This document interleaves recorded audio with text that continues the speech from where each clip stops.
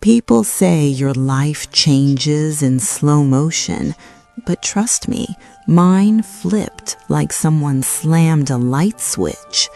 It started on a freezing Wednesday night around 3:11 a.m. when the darkness outside felt too quiet, almost staged. I was knocked out cold on my couch, half wrapped in a blanket, when my phone lit up like a jump scare. Unknown number at 3 in the frickin' morning. No one with good intentions calls at that hour.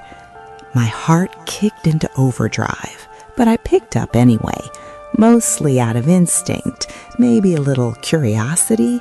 Okay, maybe stupidity. Hello? My voice came out scratchy, like I hadn't spoken in days. At first, silence. Not the normal kind either. This was thick, heavy, like someone was holding their breath, listening to me breathe. Then I heard her, a woman's voice, faint, echoing, chilled. Mom? My entire body froze. My throat closed. My ears rang like a fire alarm. Because that voice, I knew it better than my own heartbeat. It was my daughter, Emily. Except Emily had been dead for 4.5 years.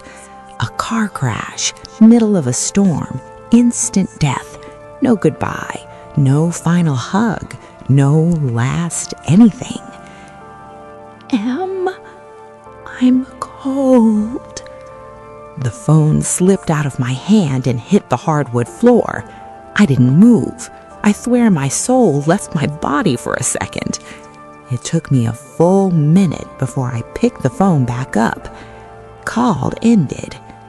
I stumbled to the kitchen on shaky legs, turned on the light, and stood there gripping the counter like the world was spinning. I tried talking myself down. That wasn't real.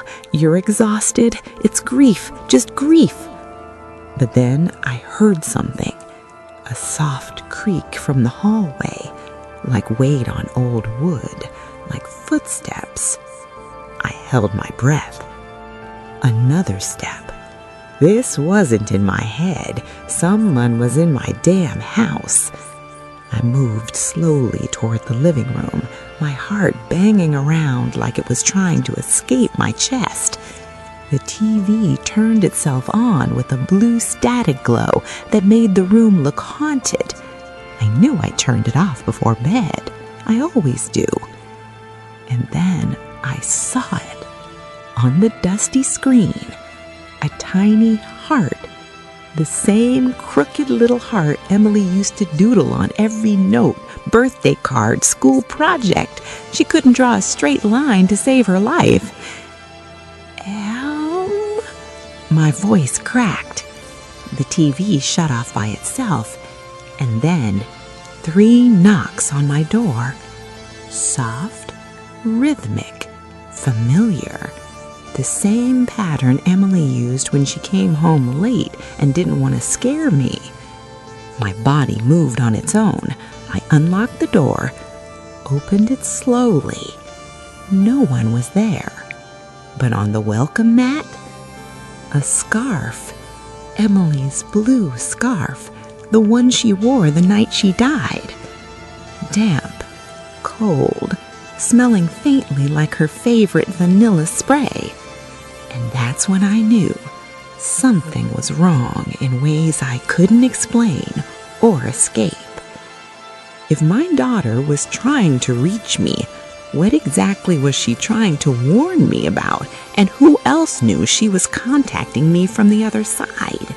The notebook that shouldn't exist. I barely slept after finding Emily's scarf on my doorstep. I sat on the couch until sunrise, clutching the fabric like it was a lifeline. My brain kept looping one question over and over like a broken record. If Emily is gone, then how the hell did her scarf show up? By morning, I convinced myself I needed answers, real ones, not the haunted house theories my brain was cooking up at 3 a.m. The first place I went, her room.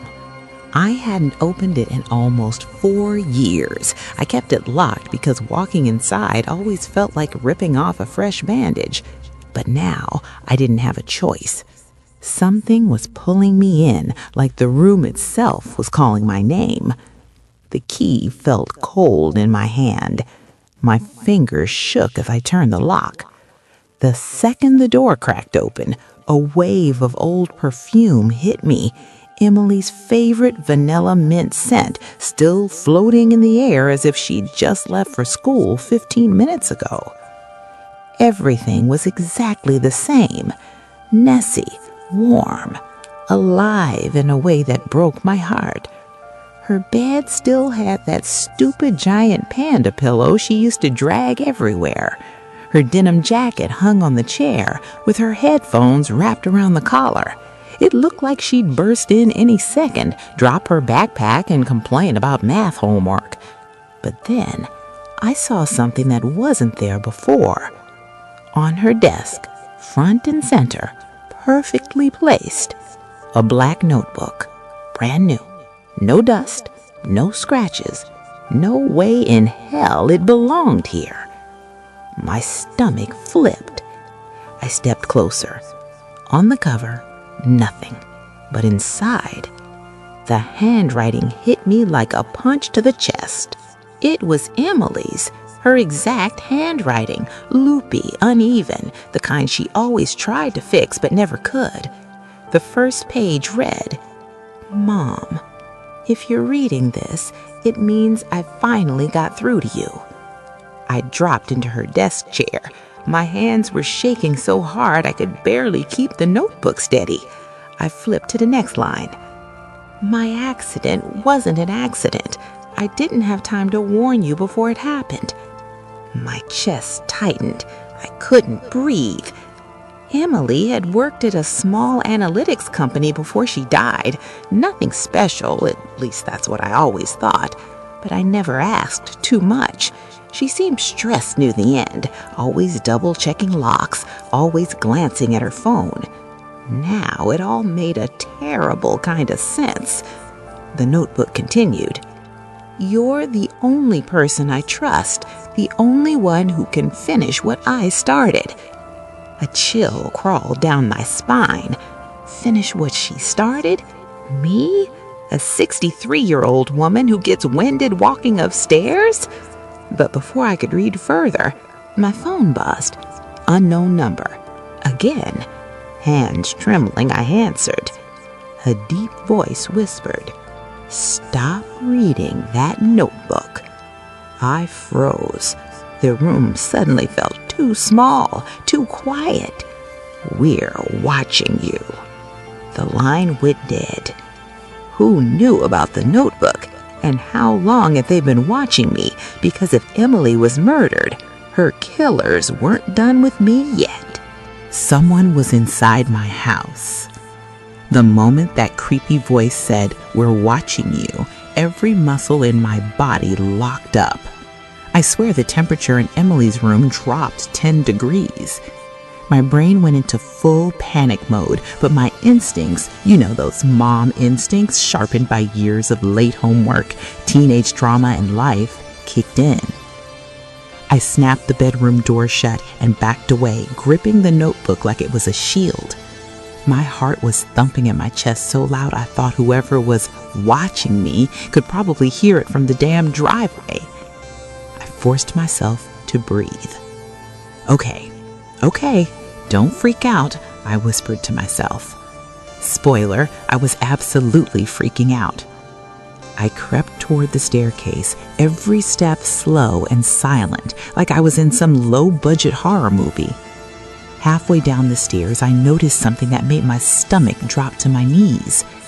The front door wasn't closed, not wide open, but cracked, just barely, like someone had slipped out a moment ago, and I always lock that door, always. I swallowed hard. My brain started racing with possibilities, none of them good. Maybe someone had broken in while I was upstairs. Maybe they were still inside. Maybe they left the scarf last night and the notebook this morning. My legs turned jelly, but I forced myself forward. I grabbed the umbrella from the stand. It wasn't exactly a weapon, but hey, desperate times, and nudged the door open with my foot. Outside was quiet, too quiet. Not a car, not a bird, not even the neighborhood cats scratching around like usual. It felt staged. Then I noticed something else. Boot prints, fresh, leading away from my house. I didn't recognize the pattern. Heavy treads, deep indentations, definitely not mine, and not from some delivery guy either. These were big, wide steps. Whoever it was had been standing right outside my door, watching, listening. A cold shudder ran down my spine. My phone buzzed again, this time a text. "You shouldn't have opened that room." I spun around like a maniac, scanning the street, the garage, the porch roof. Nothing, just the empty air mocking me. I rushed back inside and locked every door, window, and damn cupboard for good measure. Once everything was sealed, I sat on the living room floor with the notebook open in front of me like it was radioactive. I needed help. Someone I could trust, someone who wouldn't think I'd lost my mind. There was only one person. Maya, my niece. Tech nerd, paranoid genius, the kind of girl who sets up 3-factor authentication on her toaster. I grabbed the notebook and drove straight to her apartment. When she opened the door, she took one look at my face and said, "Aunt Teresa, you look like you saw a ghost." "Close," I muttered. I heard one, and someone else heard me back. We sat at her kitchen table. I slid the notebook to her. She flipped through the pages, her eyes widening with each sentence. "Auntie," she whispered, "this isn't just some diary. These are clothes, dates, names. This is like whistleblower level stuff." Before I could respond, Maya's smart lock beeped. Someone was trying to override it. Her eyes snapped to mine. "Aunt Teresa, someone's trying to get in." If they tracked me to Maya's place, did they know what we had already discovered? And how far were they willing to go to stop us? The break-in at Maya's apartment. The second Maya's smart lock beeped that weird error tone, she froze like a statue. I'd never seen her scared, not even when she accidentally hacked the mayor's website during a school project. But this was different. She shot up from her chair, whispering, "Someone's brute forcing the lock. That's not normal, Auntie. That's professional." My stomach dropped. Professional? As in trained? She nodded shakily. As in someone who really wants in. The notebook lay open on the table between us like a glowing bomb. I grabbed it instinctively, stuffing it inside my coat. Maya rushed to her computer monitor, mounted on the wall, her security system dashboard. There it was, a live camera feed of her hallway. A man in a dark hoodie, face covered, standing still as a damn statue right outside her door. He wasn't panicking. He wasn't messing around.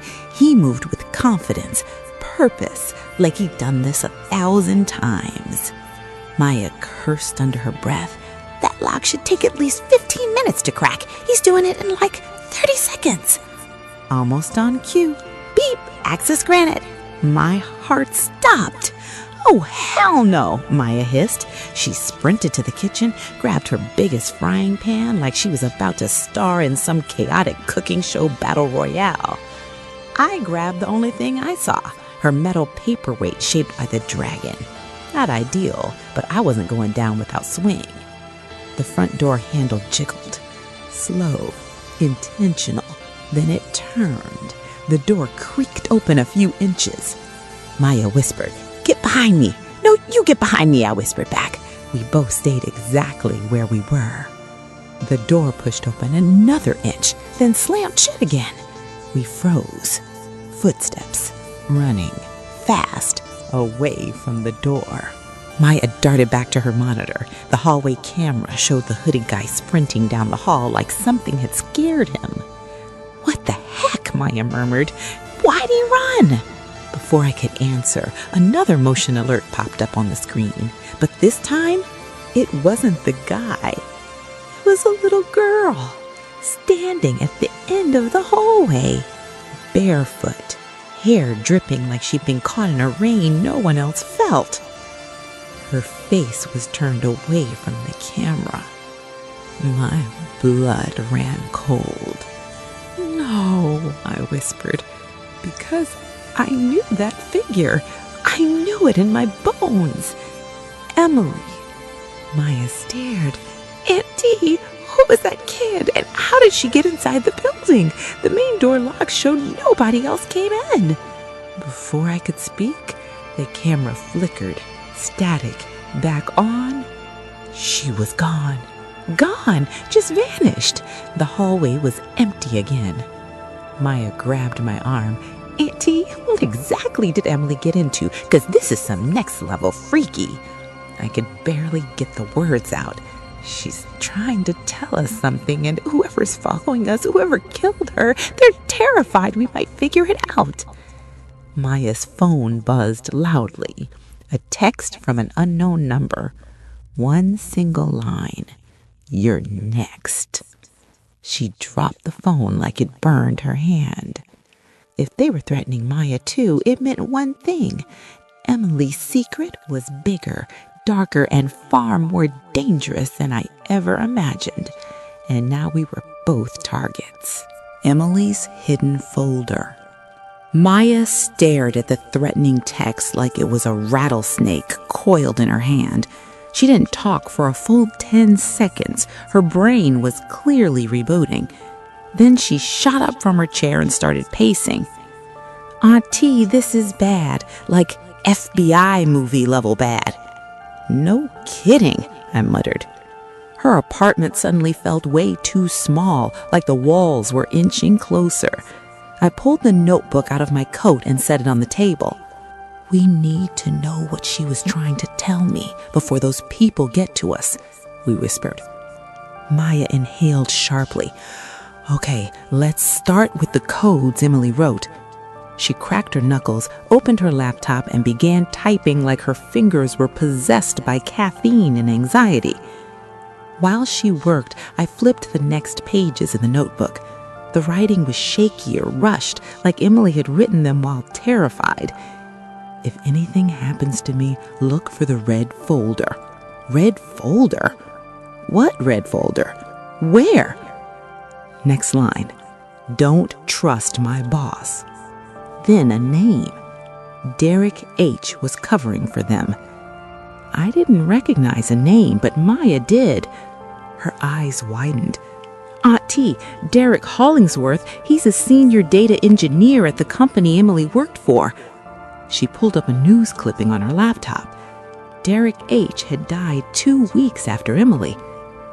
Car accident. No photos, no details. Just like Emily's case. Maya whispered, "That can't be a coincidence." My hands trembled. What were they hiding? What was my daughter exposed to? Maya clicked her tongue. "Let me check her old company servers. I'll need to bypass some firewalls, but whatever. They shouldn't have fired me for my internship 3 years ago." She grinned, but it was a nervous, shaky grin. She plugged in a drive, typed faster, muttered something about corporate idiots not updating their security. Then, bing, her screen flooded with directories. She froze. Oh my God, they didn't delete Emily's account. She navigated through files, and then her eyes locked on something. A folder, hidden deep in a system people weren't supposed to access.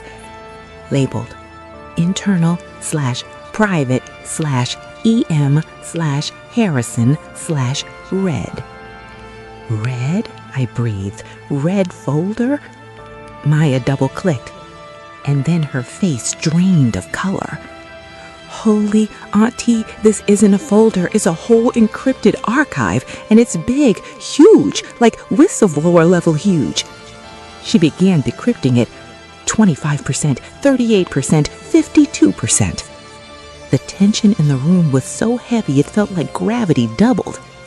Suddenly, her laptop screen went black. Then red text flashed. Unauthorized access detected. Maya yelled, "What? They locked me out! Someone's monitoring in real time!" A loud clank came from the hallway.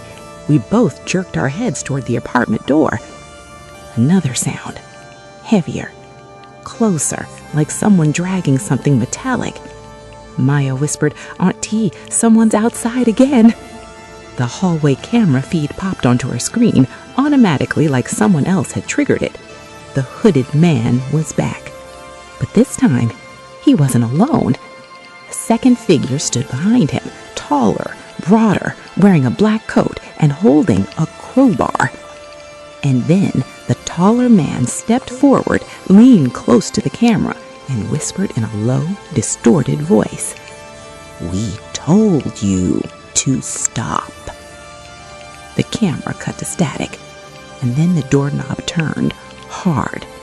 They weren't warning us anymore. They were coming in, and we were trapped inside with Emily's secret and no way out unless we made a move first. The escape we didn't plan.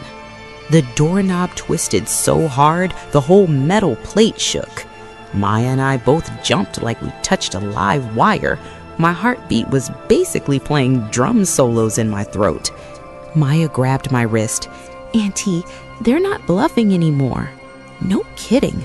Another twist, then a hard bang on the door like someone slammed their shoulder into it.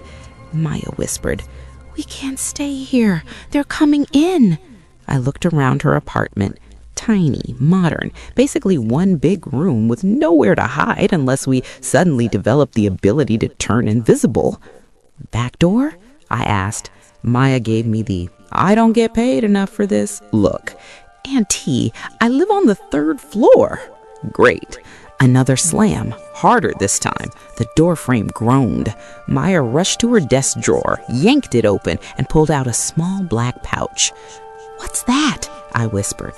"A lockpick kit." Of course. She grabbed her backpack and stuffed her laptop inside. "We gotta move, now!" "But how?"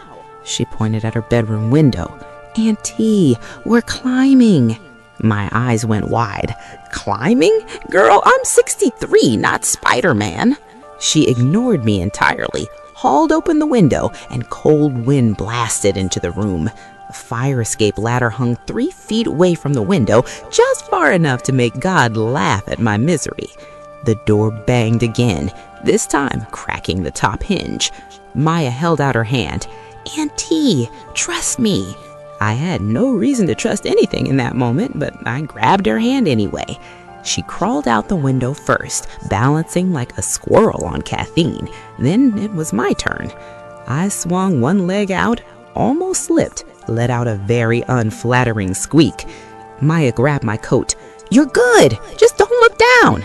Naturally, I looked down. 3 floors of concrete stared back at me like, "Go ahead, try it, I dare you." Behind us, crack! The apartment door finally gave way. I heard footsteps storm inside. "Auntie, come on!" Maya hissed. I forced myself onto the fire escape platform, breathing like I just ran a marathon uphill while being chased by wolves. Maya started climbing down fast, and I followed, each step wobblier than the last. Halfway down, I heard voices echoing from the window above. "She went down the fire escape! Move!" We kept climbing, faster, sloppier. When we hit the ground level, Maya grabbed my arm and pulled me behind the dumpster where her apartment cameras couldn't reach. But someone else could. A shadow moved behind the opposite building, tall, still, watching us. "Is that them?" Maya whispered. "No idea," I breathed, "but we gotta get out of here." Just then, a car engine revved loudly behind us. We spun around to see a black SUV creeping toward the alley entrance. Slow, controlled, hunting. Maya's voice trembled. "They're circling the block. They're trying to trap us." I grabbed her hand. "We run on 3. 1, the SUV accelerated.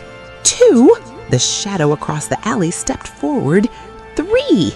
We bolted out of the alley, sprinting toward the main street like our lives depended on it, because they did. Just as we reached the sidewalk, a hand grabbed my shoulder from behind. I screamed and jerked away, and found myself staring right into a familiar face. It wasn't an enemy. It was someone I thought I'd never see again. But the question was, could we trust them? Or were they just another part of the trap? The man from Emily's past? When that hand grabbed my shoulder, I spun around, ready to swing my purse like it was a medieval weapon. But the second I saw the face, the scream stuck in my throat. Jason? Jason Rivera. Emily's closest friend from college, her ride or die, the guy who cried harder than anyone at her funeral. He looked different now. Tired, scruffy, haunted, but it was him. He raised both hands in the universal, "I'm not here to kill you" gesture. "Aunt Teresa, relax, it's me." Maya stared at him suspiciously. "You know him?" "Yeah," I breathed. "Jason was practically family." Jason glanced behind us at the SUV circling the block and the shadow still lingering near the alley entrance. "Come with me, now," he ordered. "You're not safe out here." I hesitated. I'd spent the last 48 hours being chased, threatened, stalked, and forced to climb down a building like a terrified raccoon. My trust level was somewhere between 0 and -infinity. But Jason's eyes, they weren't hostile. They were scared and honest. We followed him. He guided us into a smaller side street, then a narrow staircase leading to an underground parking garage.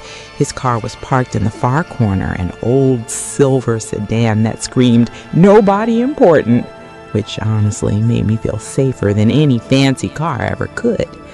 Once inside, Jason locked all 4 doors and let out a shaky breath. "Okay," he said, "tell me everything." I didn't even know where to begin, so Maya jumped in. "Your friend Emily was murdered," she said bluntly, "and whoever did it is trying to kill us next." Jason flinched like she'd slapped him. "We didn't know," I added softly, "not until she reached out." He blinked. "Reached out how? Reached out how?" I swallowed. Phone call, 3 a.m. Then stuff showed up. Her scarf, notes, and her notebook with everything she was hiding. Jason stared at me as if his entire universe tilted. I knew she was in trouble, but I didn't know it was this bad. Maya shoved the notebook at him. She mentioned a red folder. We found it in her old company servers, but someone shut us out before we could open it. Jason nodded slowly. "Yeah, she told me about that folder. Said if anything happened to her, someone had to expose what she found." "What was it?" I demanded. Jason gripped the wheel so tight his knuckles turned white. "This isn't just some corporate scam. It's political, financial, high level, the kind of thing people kill to protect." I felt my stomach twist. "What did Emily find, Jason?" He exhaled shakily. "She found proof of a laundering operation tied to government contracts, money disappearing into offshore accounts, fake companies, fraud on a massive scale." I stared at him. "And you waited 4 years to say something?" Jason shook his head. "Because I thought they were monitoring me too, and I didn't know who to trust." Before I could respond, Maya's phone lit up. A new message. No number, just a single sentence. "We know you're with Jason."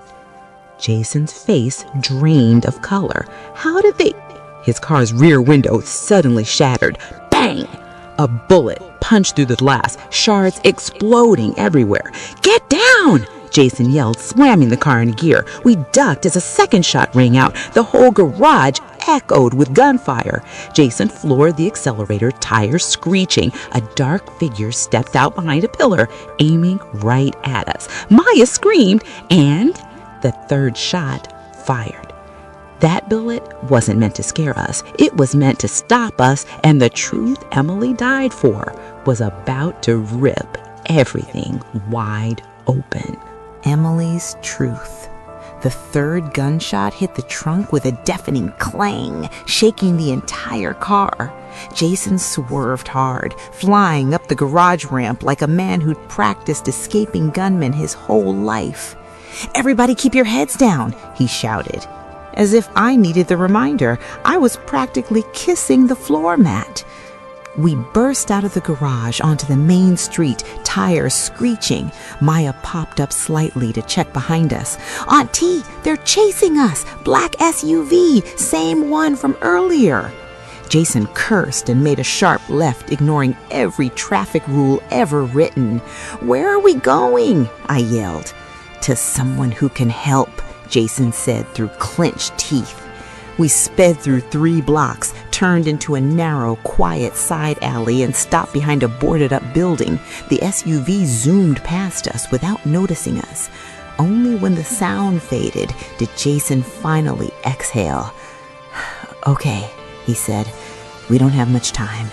The red folder files, they weren't just evidence, they were a kill list." A chill ran through me. "Kill list?" He nodded grimly. "Names of people who knew too much, people who tried to expose the laundering ring. Emily's name was on it, Derek's too." My blood turned cold. Maya whispered, "And now ours?" Jason didn't answer. That was the answer. He parked behind the abandoned building and led us inside. The place looked like a forgotten government office. Dusty floors, dead fluorescent lights, metal cabinets rusted with age. This used to be safe. I hope it still is. He pushed aside an old filing cabinet and revealed a hidden panel. Inside it, a small black hard drive. "This," he said, holding it carefully, "is a complete offline copy of Emily's red folder before she uploaded it to her company servers." My breath caught. "Why didn't you say anything?" "Because Emily didn't want it used until the right time. She thought someone inside the system could still be trusted." He paused. "And she chose someone." He handed the drive to me.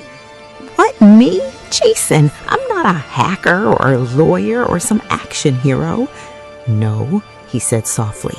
"You're a mother, and Emily trusted you more than anyone." I tried to speak, but the words choked in my throat. Maya connected the drive to her laptop. It powered on immediately. No password, no encryption block. And the files appeared. Dozens of documents, audio recordings, financial spreadsheets, emails she wasn't supposed to see, and one final message labeled M, meaning Mom, if you're reading this. My hand shook as Maya opened it. Emily's voice spilled from the speakers, warm, soft, heartbreakingly familiar. "Emily, if this reaches you, then they killed me, and they might come for you too. But don't be scared. I left everything they tried to hide. Give it to someone you trust, someone powerful enough to fight back." My chest broke open. Jason looked at me. "We take this to the authorities tonight." Maya nodded, wiping her eyes. "For Emily." I clutched the hard drive to my chest. "For my girl." And for the first time since she died, I felt her finally rest. Thank you for staying with us through this emotional journey. If this story hit your heart, don't forget to like and subscribe. You won't want to miss the next one. And tell us in the comments